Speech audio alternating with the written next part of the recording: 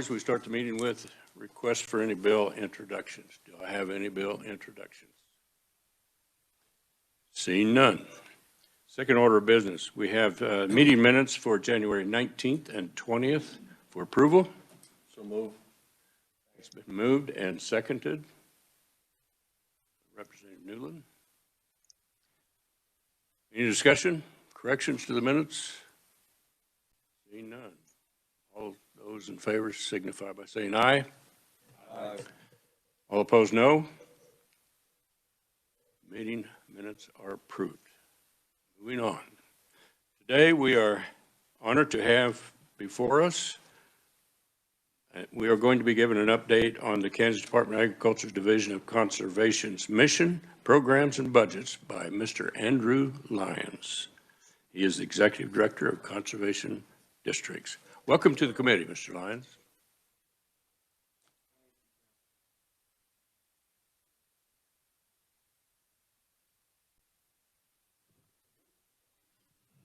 Thank you. Sorry about that. Good morning, Chairman Highland, members of the committee. Thank you very much. My name is Andrew Lyon, and I serve as the Director of the Kansas Department of Agriculture's Division of Conservation. I appreciate the opportunity to be here today to talk about the division's mission, background, programs, partnerships, and our budget. Have you move to the next slide, please?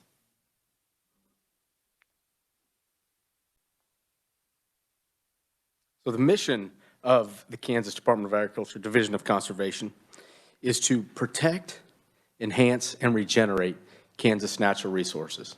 And we certainly have a very long history of doing so.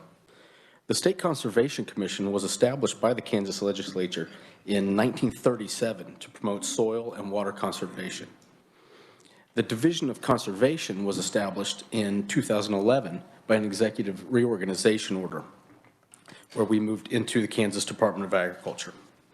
The State Conservation Commission still exists as an advisory board to the DOC. They do a really nice job of providing us input from across the state. We have 5 elected commissioners, 1 from each of our 5 conservation areas across the state. We have 4 ex officio members, 2 from Kansas State Research and Extension, 1 from the USDA Natural Resources Conservation Service, and 1 from the DWR, the Division of Water Resources. Next slide, please.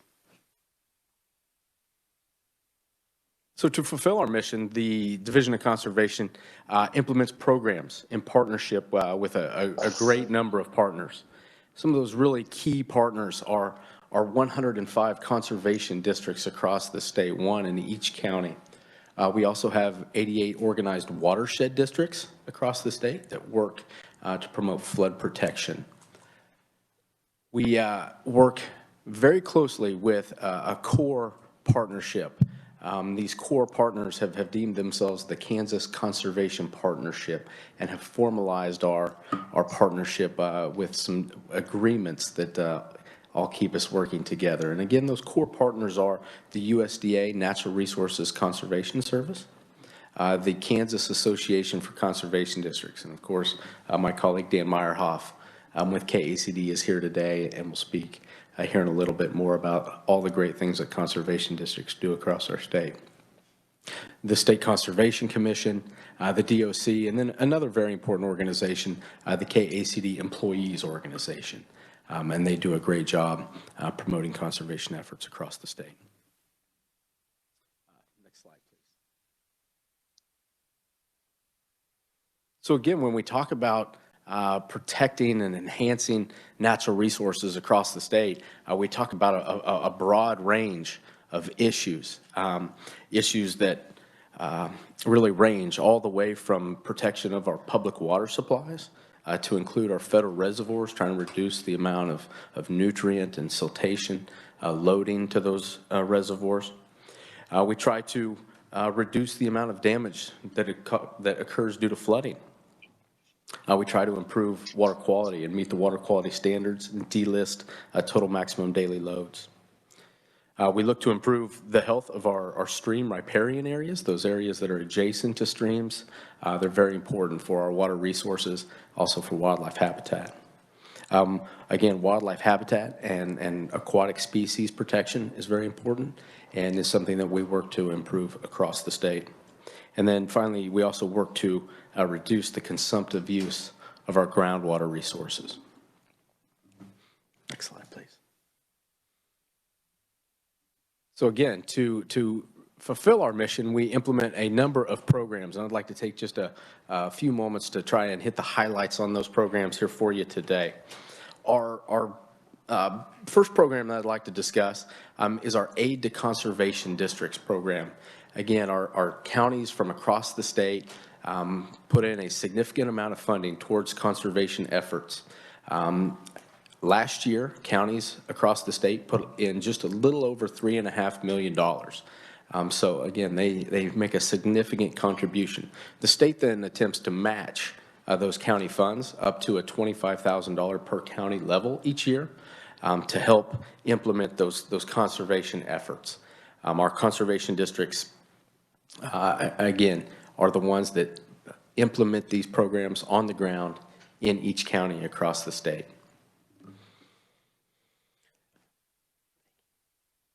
One of our flagship programs is our Water Resources Cost Share Program. The Water Resources Cost Share Program, again, just as the name implies, the focus is to try and address the highest priority water resource issue in each county across the state, whether that be surface water or groundwater related. One of the highlights from the past year in our Water Resources Program is some on-farm demonstration projects that 95 of our 105 counties participated in, really trying to look at those innovative opportunities to promote conservation efforts across the state. Next slide, please. Another of our key programs is our non-point source pollution control program. Again, the MPS program is focused on improving water quality and meeting our water quality standards. One of the most important aspects of this program is our focus on soil health and again, promoting those information education efforts that help producers understand the opportunities that they have before them to improve soil health.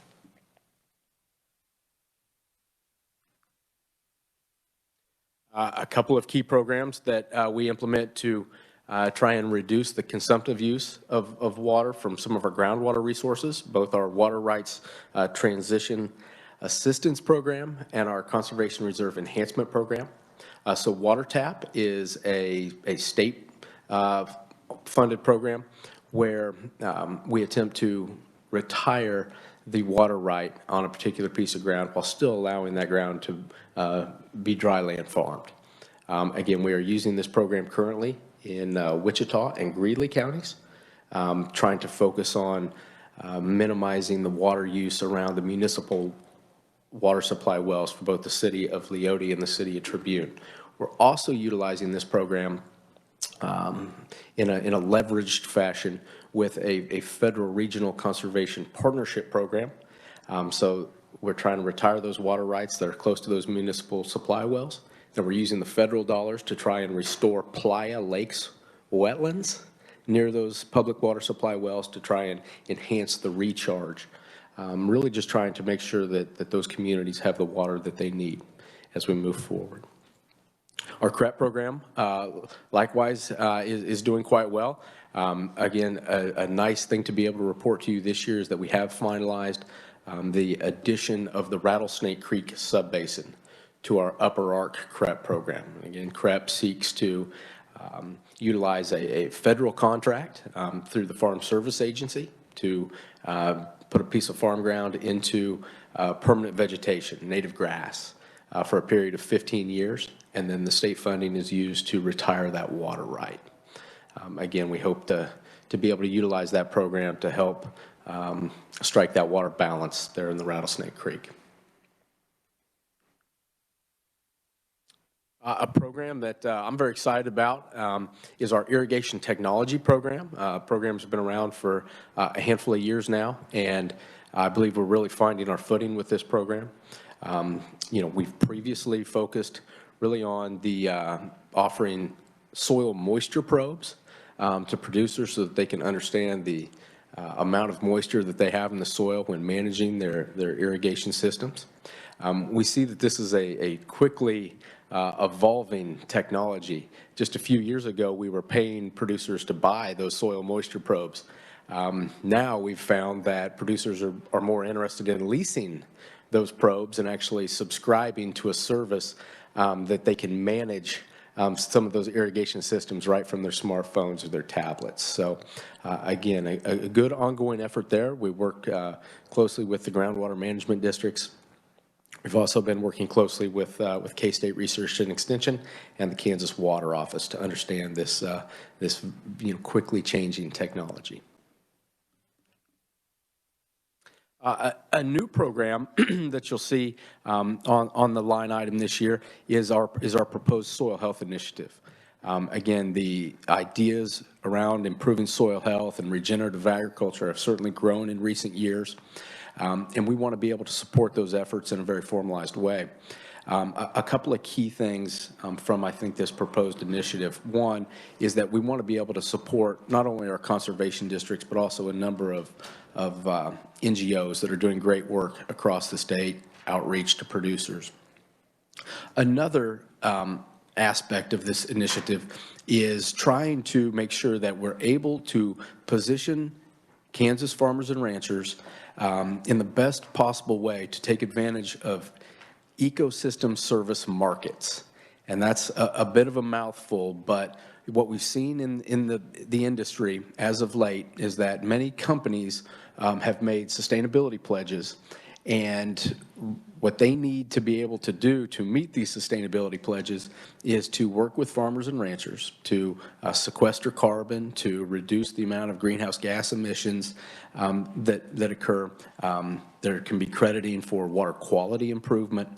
And producers can benefit directly from the generation of these credits and being able to market those credits.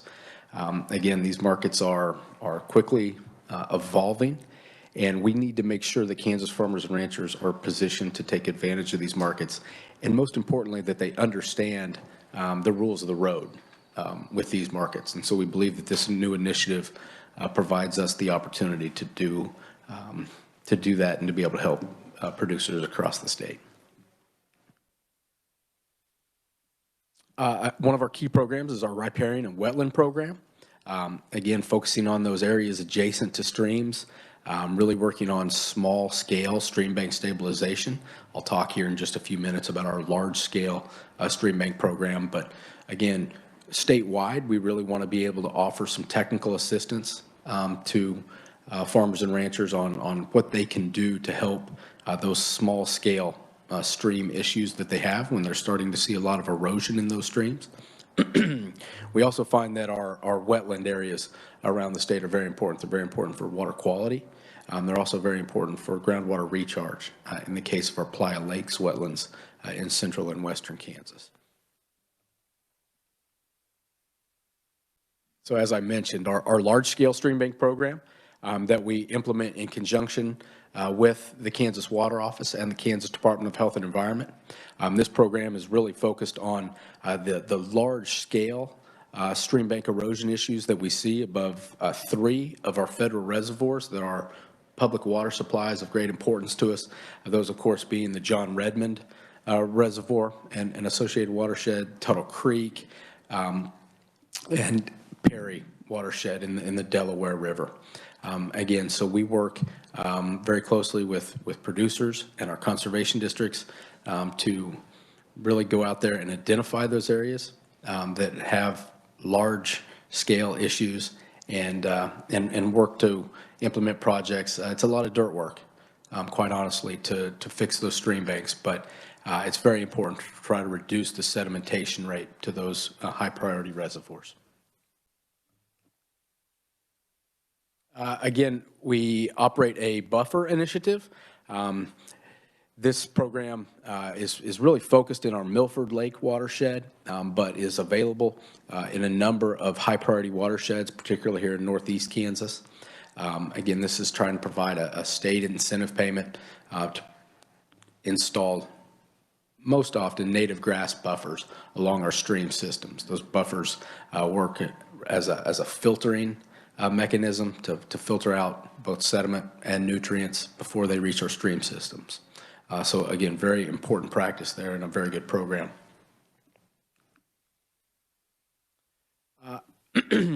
I spoke a little earlier about our watershed districts across the state, and the program that we implement to help our watershed districts is our watershed dam construction program.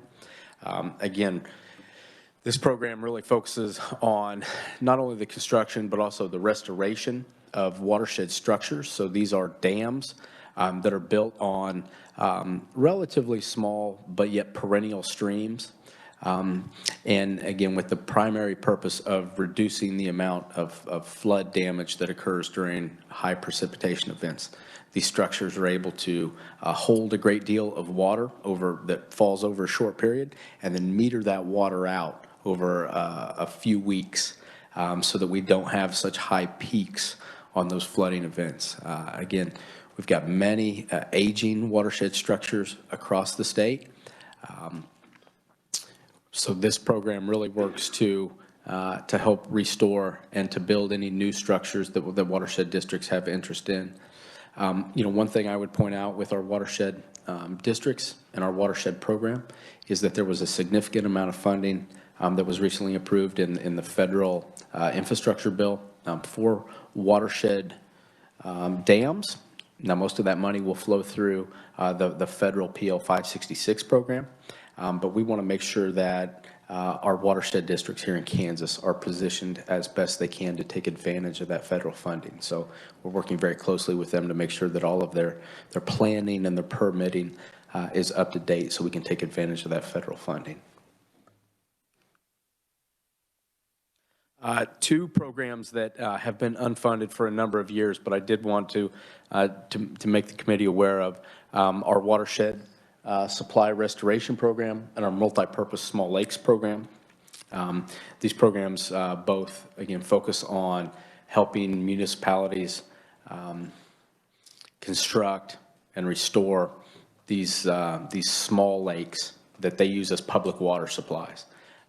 Again, very important. We see many aging structures across the state, and again, believe that there's going to be a great need for municipalities to be able to restore some of these structures to protect their public water supplies as we move forward. So again, unfunded at this point, but wanted to make you aware that those programs still do exist, and we believe there is a need across the state. So just very quickly about the DOC. Again, I serve as the director, report directly to Secretary Beam. I have at current 4 program managers that manage the various programs that we've just touched on here today. And then we have 3 support staff. So I'm very proud of our staff. They work very diligently and do a great job working with our vast number of partners across the state. But again, a relatively small crew, and I'm very proud of them. And then just a quick snapshot of our budget for this year and the proposed budget for next year. 2 things I think to point out. One, we're very happy about the proposed budget for fiscal year 23. Fully funding the state water plan, I believe, is a great step forward into being able to address some of these water resource related issues across the state. The other thing that I would point out is that when you look at all of the state water plan funded programs that the DOC offers, we implement about half of the funding from the state water plan. So a pretty significant portion of that state water plan does flow through our programs and work very closely with our partners, especially our conservation districts, to implement those dollars, get those conservation dollars in practices on the ground. And so, Mr. Chairman, with that, I want to thank you very much for the opportunity to be here today, and I would be happy to stand for any questions that the committee might have. I think what we'll do is we'll have Dan come up and fill in any blanks, and then we'll have questions for the both of you. How's that? That would be great. Thank you, sir. Mr. Meyerhoff, if you would, please.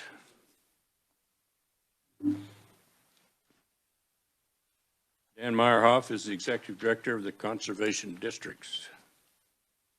Good morning, Mr. Chairman, members of the committee. Appreciate the opportunity to be back with you again this year and talk about the importance of conservation districts and the role that they do play at the local level, as Andy was talking about. Our mission statement is providing local leadership to protect and improve Kansas natural resources through collaboration, education, and implementation. We want to talk about the fact, how we collaborate, how we work with others. We've got a very strong education program and presence across the state, and we do a great job of working with our partners, both at the local, state, and federal level, in implementing programs at the county level. Next slide, please. I got a button here myself, huh? All right, who we are.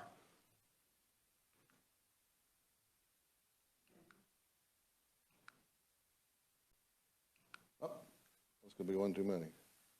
Who we are. As Andy talked about, there's 105 conservation districts in this state, one in every county. With that comes along 525 volunteer supervisors who at the local level provide guidance, and provide input on what are those natural resource concerns and how can we best address those. We have a staff across the state of 102 conservation district managers, around 9 administrative support positions.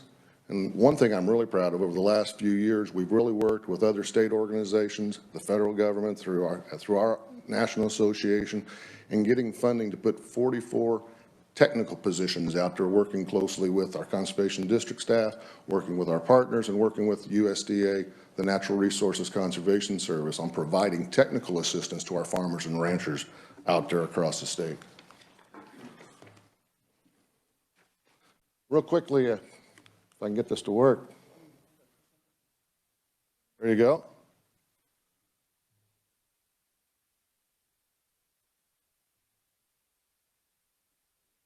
All right. Real quickly, the history of conservation districts. Conservation districts came about because of the Dust Bowls back in the 1930s. In 1937, the federal government passed a model conservation district law, and shortly after that, Kansas State Legislature passed a conservation district law here in Kansas. And that was the beginning of conservation districts, with the first one being in Labette County in 1937. Or 1938. How we are funded. Even though conservation districts are a subdivision of state government, a standalone government agency, the primary funding comes from our county commissions. State matching funds, as Andy talked about, come from the legislature through the water plan and that aid to conservation districts, with a match of up to $25,000. And again, I want to reemphasize how happy we are as conservation districts that the state water plan is proposed to be fully funded this year, which is going to give us that full one-to-one match of funding from the county commissions and the state of Kansas. We are co-located across the state with USDA, the Natural Resources Conservation Service. And where we are co-located, NRCS provides us space, provides us equipment, provides training, and it's a very unique partnership that really helps with the effectiveness and efficiency in delivering those conservation programs at the county level. District priorities. Number one, delivery of technical and financial assistance to our farmers and ranchers across the state. The reduction of sedimentation, nutrient, and pesticide runoff. Water quality protection, restoration in streams and above reservoirs. Protection and sustainability of the Ogallala and related aquifers. And to promote conservation practices that improve soil health. And we do that through a variety of programs.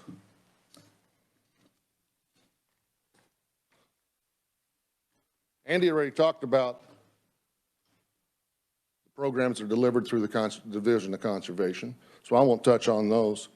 But I do want to talk about the fact that we do work not only with the Division of Conservation, but with other state agencies as well. The Kansas Reservoir Protection Initiative, we work very closely with the Kansas Water Office in delivering that at the local level. And we work very close. We have a great working relationship with Kansas Department of Health and Environment in the delivery of their Kansas Watershed Restoration and Protection Strategy. Is that the right? We call it RAPS. We're full of acronyms. But we work closely with them in delivering those programs throughout the state in their priority project areas. I talked again about how we are co-located with USDA, the Natural Resources Conservation Service, and we work closely with them in delivering not only our state programs, but federal programs as well. When a farmer or a rancher comes through that USDA Service Center door, normally the first person they have contact with is that Conservation District Manager, who in turn can help them, provide them the information on, well, you know what, you need to talk to the NRCS District Conservationist, or maybe this is a question for Farm Service Agency, or we can help you, but serves as kind of the doorway on the gateway on getting that farmer or rancher to the person they need to talk to. Take applications for cost share programs and help them carry out that. I do want to talk a little bit about the Regional Conservation Partnership Program, and Andy mentioned that as well. We do have several of those around the state. The most recent one with Wichita and Greeley County in protecting the aquifer out there in the municipal wells through utilizing different conservation practices in protecting and improving those playas, reducing irrigation, et cetera. We work with a bunch of partners on that. Playa Lakes Joint Venture, the conservation districts, a myriad of the state agencies and NGOs, Pheasants Forever, Ducks Unlimited, et cetera. So it's all about partnerships working together. And that's a lot of who we work with. We don't just do things ourselves, and working together with the federal government, with the state agencies, with those NGOs, our nonprofit partners out there, we can get so much more done. And conservation districts are great at bringing all that together. Youth and education programs. That's probably one of the conservation district's real strong points, is providing that education out there. Youth education across the state, as I look at those photos up there, the one up in the upper left-hand corner, we have about 400 or 500 students come to every other year. It's called a Conservation Roundup out in northwest Kansas. The one in the middle where that Rainfall simulator is, that's a Wacky Days. That's held at the Boy Scout camp up at Kerwin Reservoir every year. And you can go around the state. The one down in the bottom center, that's a real unique one that I'm really proud of. We work with the Kansas Black Farmers Association. I'm bringing inner city youth kids out. They spend a few days at K-State. They go to Osborne County and spend a day with our local staff there talking about water quality, talking about wildlife. And then they go to Nicodemus, this historic black farmer community in Graham County, and spend a couple of days there learning about the history. That's really a fun one that we get to be involved with. We also do a lot of adult information and education. We hold soil health field days, workshops, range workshops, et cetera, across the state. We work with a lot of our partners in doing this as well. It's not just us, but working with our local partners, whether it be NGOs, commodity groups. We work a lot with Farm Bureau at the local level on different education programs. Districts really shine in this area. We have a lot of educational tools that we use to carry this out. As you can see in the upper left-hand corner, a soil tunnel trailer. We have this at the state fair every year at Agriland. We have 2 of them across the state, and they go to, they go across the state to different youth programs.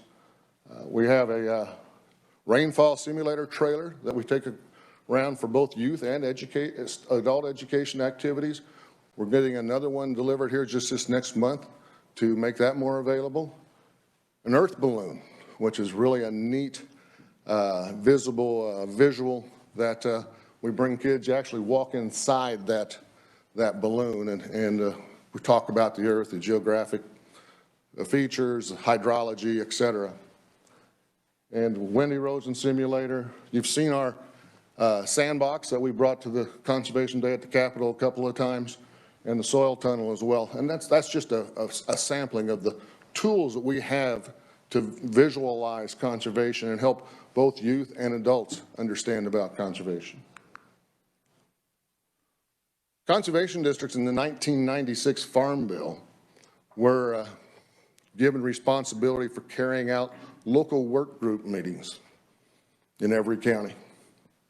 And so what that consists of is bringing together partners, whether it be agency staff, our NGOs, commodity groups, other state agencies, and the public to gather input at the local level on what are our resource concerns, what should we be putting our priorities on. And that information is gathered, it's put together, and has been in the past given to the NRCS, state conservationists, for use at their state technical committee meetings in providing priorities or set priorities for federal programs. This year, KACD is going to be working with the conservation districts, providing facilitators, kind of take those local work groups to the next level. We're going to offer a virtual option so people can participate remotely. We want to take a little bit more time, get more people involved. So at the local level, and we're going to be doing these by the NRCS management units, which is normally 2 to 5 counties, and bring folks together, gather that information. We're going to put together a report with priorities on what's most important, et cetera, and we're going to provide that to NRCS, but not only to NRCS, but we're going to make that information available to the Division of Conservation and other state agencies as well. That may help them in helping to set priorities on what are those concerns and where should we be spending our time and what should we be addressing.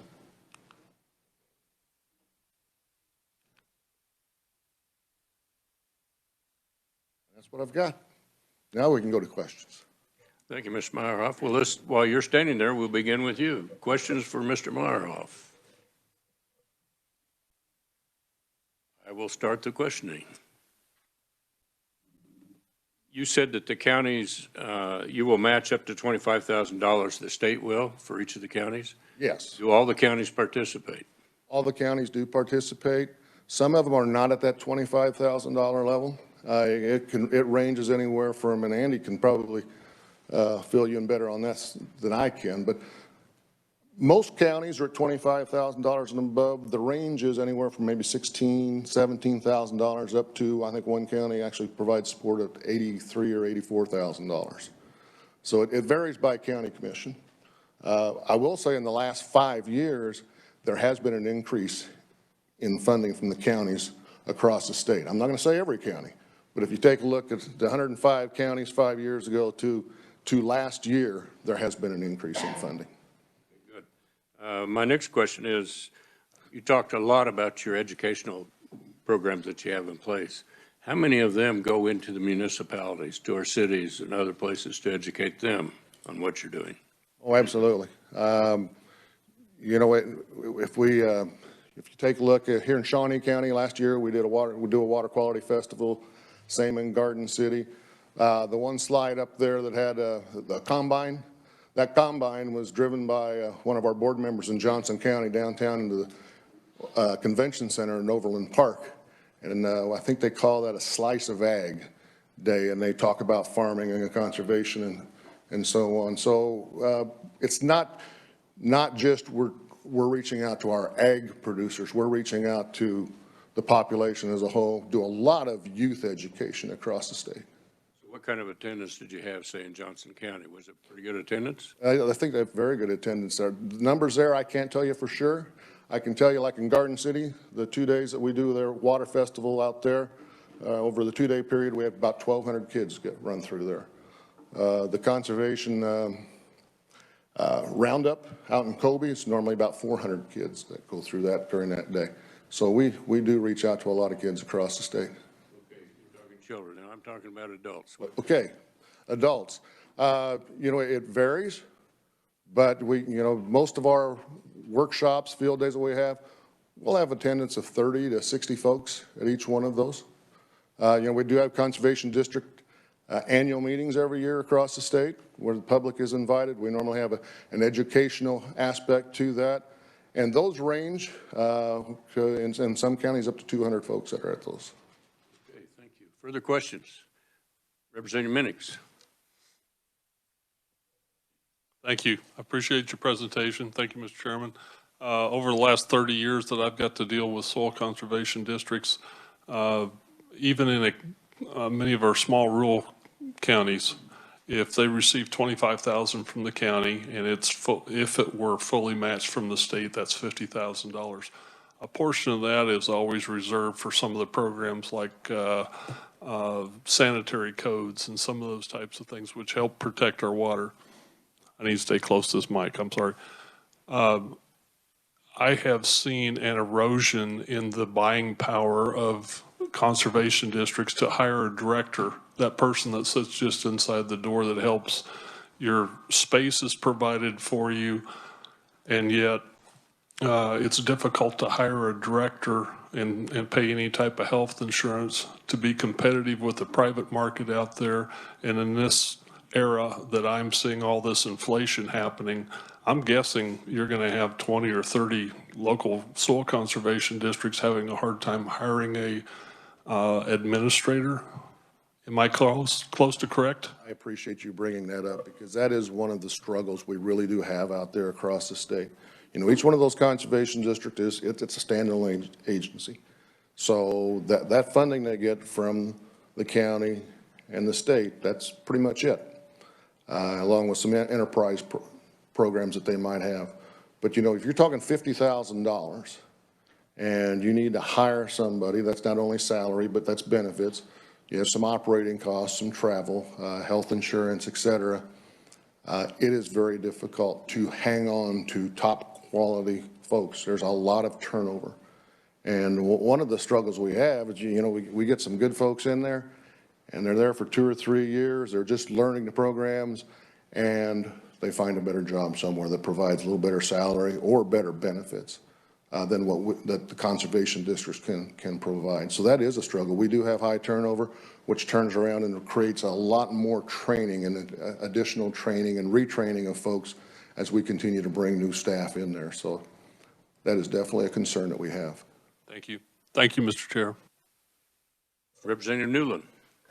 Thank you, Mr. Chair. Kind of to follow up with Representative Minix, since a lot of our farm service agencies, NRCS, are combined counties, joined counties, is that the same way with the soil districts? Are they We still serving have the same facility? We still have a conservation district in all 105 counties. There are NRCS offices in 95 of those counties. And in those 95 counties, we are co-located with NRCS. In those standalone counties, those districts are having to provide their own space. You know, so in some cases, Johnson County, they're in with the county extension. In a few counties, they're actually sharing a district manager with the neighboring county and don't have maybe a physical presence in the county, but still a conservation district board of volunteer supervisors that provide input on what the needs are in that county, and that district manager kind of floats back and forth between the two counties. That's where I was trying to get at, because I knew that there's a lot of struggles within the conservation districts. I attended our local one this past Saturday evening, and, you know, we had probably 50 people there. But, of course, this year, again, COVID plays a part of that. COVID has changed a lot with that, yes. Thank you very much. You brought up a good point, Representative Minix. So you talked about the salaries and the benefits and everything. Now, you said in 97, the Farm Bill included a lot of money for these programs, right? Right. So do you get any federal funding to supplement what the county and the state puts in to run the conservation offices? The funding we get from NRCS is the space, you know, office equipment, computers, you know, those things districts need to operate. As far as financial support to pay salaries, there have been times with special signups where there's a heavy workload where district managers, maybe we would say, go over and above what is normally expected, that we can provide some additional funding for that extra work. But we have an agreement with NRCS where conservation districts, you know, get the space, get the equipment, the support, training, et cetera. And in those agreements, you know, NRCS, for giving the districts that, expects that administrative support back to somewhere around, around a half of a staff year. Answer the phone, help with contracts, meeting those producers as they come in the door, et cetera. Further questions for Mr. Meyerhoff? Representative Boyd. Thank you, Mr. Chair. Thank you for your presentation. I'd be curious to know about the coordination between the conservation districts and the GMDs. There is some coordination. It varies from county, varies from GMD. Andy and I have been meeting actually with the GMDs. We met last year talking about doing some things, some joint presentations, joint programs together. Right now with COVID and some of the federal restrictions, with being in an office and so on, out in Thomas County, our district manager is actually housed in the groundwater management district office right now temporarily because NRCS, with their COVID restrictions, can't have full staffing in the local field office. They do some with promotion of programs.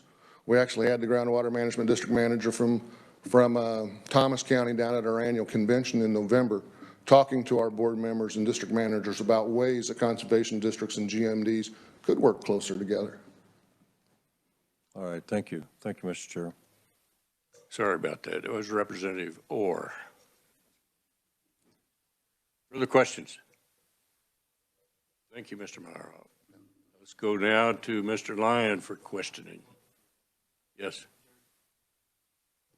I'm sorry. We have one more online. Representative Stogsdill, please. Thank you, Mr. Chair. Actually, this is for Mr. Lyons. Great, thank you. Yes, very interesting presentation, and I've done some research on the Dust Bowl of the 30s, and it seemed like the fields or the tilling of fields exposes a lot more soil. And that added to the erosion and the drying out of that soil during the 30s, during the Dust Bowl. And in light of that, the no-till planting thing caught my eye as on your presentation. Can you explain a little more about that and what crops that would be appropriate for, what kind of machinery and so on you would need for that? Yes, absolutely. Thank you for the question. Again, talking about the soil and no-till planting techniques, I could sit up here and talk all day. Again, when we say no-till agriculture, what we really mean is directly putting the seed into the soil without having a full width tillage operation where we break up that soil. Again, when we first broke out the prairies, again, to break through that sod, some tillage was necessary. We see now that one of the best things we can do to actually increase and preserve the productive capacity of our soils is to let those soils not be tilled. It helps build soil structure. It's actually one of our soil health principles. Technology is actually a big key in our no-till systems. Two primary ways. One is we actually have to have the machinery, the planter itself, that can put that seed in the ground at a certain depth, while being able to establish that seed to where it can grow. And we have that technology now, some amazing technology. We actually have to where on a crop planter, we actually have a sensor that goes out in front of that, of where we drop the seed in, that tells us how much downforce that row needs to get that seed at a certain depth. And it's pretty amazing. We can see actually where maybe a pickup drove out across the field. When the planter encounters those wheel tracks and sees more compaction, it'll actually put more down pressure on to get that seed to the correct depth. So technology is a huge aspect there. One of the things that's also technology-wise really enabled no-till is some of our herbicide regimes and being able to kill weeds without using that full width tillage. So again, no-till is a great is a great method to use. We strongly advocate for it. As I mentioned a little bit ago, it's also really one of the first principles that we talk about when we talk about the 5 principles of soil health. And so again, we want to try to not disturb that soil. We want to let that soil structure build, give that soil ecosystem the house to live in. And then from there, when we talk about soil health, we want to, reduce some of those synthetic inputs, the amount of fertilizer, the amount of herbicide we use. Those are all disturbances to the soil ecosystem. We want to try to reduce that as much as possible. We want to try and increase the amount of diversity that we have out there. We want to extend our crop rotations and utilize cover crops and multi-species cover crops. Again, trying to mimic nature, and we see a great deal of diversity in nature. We want to try to mimic that diversity. And then finally, with our soil health principles, is to integrate livestock back out onto what have traditionally just been row crop acres. Again, all of the soils in Kansas, developed as grasslands, and those grasslands were very dependent upon a balance of fire and grazing from buffalo. And so, again, we need to mimic that with cattle, and trying to get livestock back out onto those cropland acres is very important, not only from a profitability standpoint, but also from an ecological standpoint. I had one quick follow-up question, if that's okay, Mr. Chair. It sounds like you have the same interests and goals that are shared by the Nature Conservancy and the Sierra Club, that sort of thing. Do you work in concert with those organizations? We do work with those organizations. Again, there are a number of NGOs across the state. One of the things we've seen in the conservation world is that the soil health movement has really been a really nice kind of unifying factor. Again, we are able to talk about principles. And the great thing about principles is that different producers in different areas of the state, they can implement those principles into the practices that work best for them within their farm's context. That's very important. We're not out there trying to tell a producer how to farm. We just want to try and educate on what we believe those principles of soil health are, and producers are able to utilize those principles as they see fit. And again, I think that's a message that many folks can get behind. And so, again, we see very strong support from NGOs really kind of across the board. Okay. Again, thank you for your presentation. Thank you, Mr. Chair. I would like to follow up on that real quickly. I'm hearing a lot, because one of my neighbors heavily involved in this, is the symbiotic plantings. Do you know if this research is going on anywhere to where they identify the plants that are symbiotic with your crops, plant them to do weed control and everything else? Yes, sir. There is research going on at K-State currently. Again, we're learning a lot about those relationships between different species of plants, and actually where plants have that symbiotic relationship and grow well together. I think in certain instances we're also finding where we have an allelopathic effect, where certain plants actually will inhibit the growth of other plants close to them. And again, that can be an important one for weed suppression, which would be great. It's not so great if it suppresses your corn crop. So again, there's a lot for us to learn there. The good news is that not only is K-State doing this research, but we have producers across the state that are doing a lot of this on their own. They're trying these different practices, and I feel like that's really fostered a great sense of camaraderie with producers across the state. You talk about those adult education efforts, those workshops. We've really seen an explosion in the amount of soil health workshops, especially across the state. A new organization that was founded last year, the Kansas Soil Health Alliance, was really formed with the sole intent to try and promote those types of workshops, those opportunities, and to make those opportunities available to producers across the state. They actually have a 75-mile metric in one of their goals. They want to see a workshop within 75 miles of every Kansas farm. So again, it's very important that those types of activities are taking place, and I think we're gaining speed there.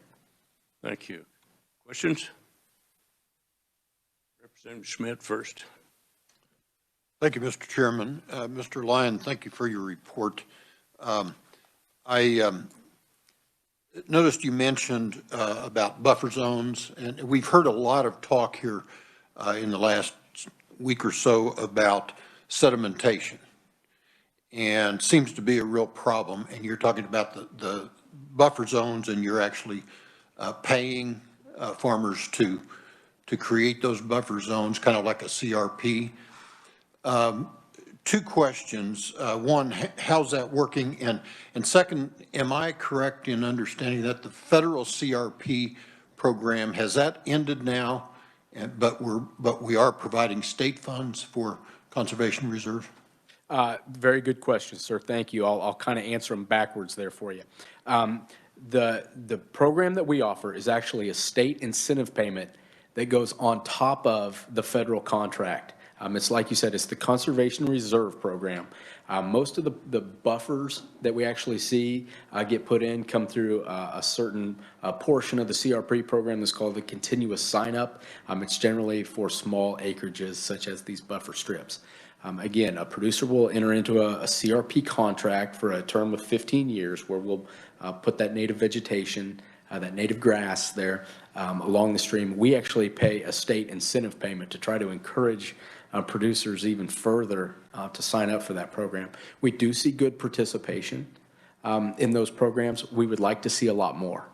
Buffers are a great practice. One of the things that I think has been helpful in recent years is that, you know, we've really, in the conservation world, tried to evolve our thinking to be able to reach out to producers. Producers right now are worried about return on investment.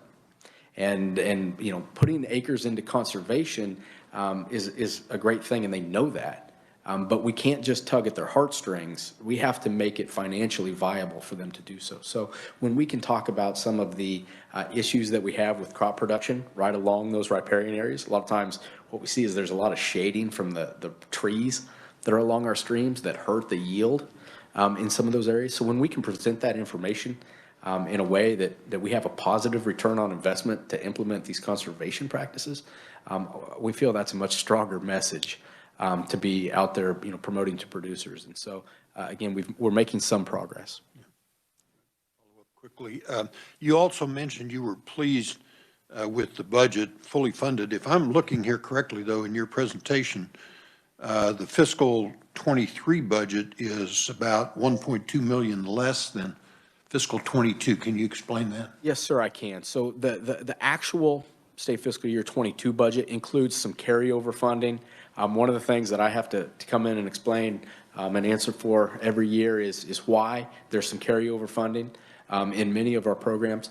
Much of that has to do with the difficulty in actually getting contracts completed and the work done on the ground. In fact, right as we speak, the Kansas Land Improvement Contractors Association is having their meeting in Salina. Those contractors are really important, and being able to get out there and get that conservation work done on the ground is one of the things that really kind of holds things up. And so, again, the reason you see that is because of the carryover. But again, and COVID, I don't like to use the excuse, but it has impacted our programs to some extent. But again, we've seen really, as of late, we've seen some really strong signups, and we think hopefully, given some good weather here, we'll be able to get a lot of conservation work done this spring. Thank you. Thank you, Mr. Chairman. Rep. St. Vaughn. Thank you, Mr. Chair, and thank you, Mr. Lyon, for the great presentation, and Mr. Meyerhoff. A few questions here. The first is just a study update. I think last year we heard with your wetland program talking about the effectiveness of wetlands to recharge the aquifer. And I think there was a study to look at the effectiveness of playas, if I'm not mistaken. Do you have an update on where that's at? Most of that research is ongoing. Again, there's an NGO, the Playa Lakes Joint Venture, that really studies that very intently. And again, I think we have some good news to report there. Although they're fairly small geographically, they can infiltrate up to 6 inches of water per year. And so again, that's not enough to refill the Ogallala. What it can do is it can help recharge those municipal water supply wells. And I think that's, how we have to look at our conservation efforts moving forward. We have to use precision conservation. We have to be very deliberate in what, our goals are and what we're trying to accomplish. We're simply not able to refill the Ogallala, but we can, be very specific where we restore those playas around municipal water supply wells to try and maintain the aquifer level for those municipal uses. Thank you for that. And kind of a follow-up on that question, you talked about the Water Transition Assistance Program, and similarly, you kind of mentioned how you have a focus on municipal wells, and I was just wondering if there are any efforts to retire water rights in areas in parts of the aquifer where it's been overappropriated, potentially in rural areas or parts of the aquifer that are not necessarily next to municipalities. Are you guys doing anything around that? Not currently. I will say that over time, the water tap program did have a much larger footprint to do exactly, what you talked about, to really just try to reduce the overall water use in some of those heavy water use areas. What I think we saw was, we weren't able to really measure the effect of the program simply because it's expensive to buy water rights. And so, again, to try to maximize the benefit that we see, we really try to focus those in areas where we know we have issues, but that we think that the benefit from the work that we do is measurable and can really help those municipalities. Thank you. And then one more, if I may. Calling back a little bit to some of the conversation around the 25,000 state match and the state water plan. I know those funds are supposed to be used for program implementation for state water plan activities, and I was just wondering, is that common practice? And just broadly, how do you work with the water office to strategically implement the state water plan? What's that partnership like, and how do you guys work together? Thank you. Great questions. Again, with that aid to conservation districts, I think the key point is that that's a match to our local county funding. And again, counties last year put in about $3.5 million across the state. As the chairman talked about, it does come in a range. There are some counties that unfortunately aren't able to put in the full 25,000. Many counties actually put in more than that 25,000. And so the needed amount to match everyone up to $25,000 last year for the state came in at about just a little over 2.4 million. So again, we have a strong commitment to conservation from our counties across the state. And again, we work diligently with the Kansas Water Office to try and make sure the counties understand what that means for them. And again, I think you'll hear a presentation later in the week from Director Owen. The Water Office has done a great job with this round of the state water plan update. Now I think we have to do a great job in helping counties understand what that means for them.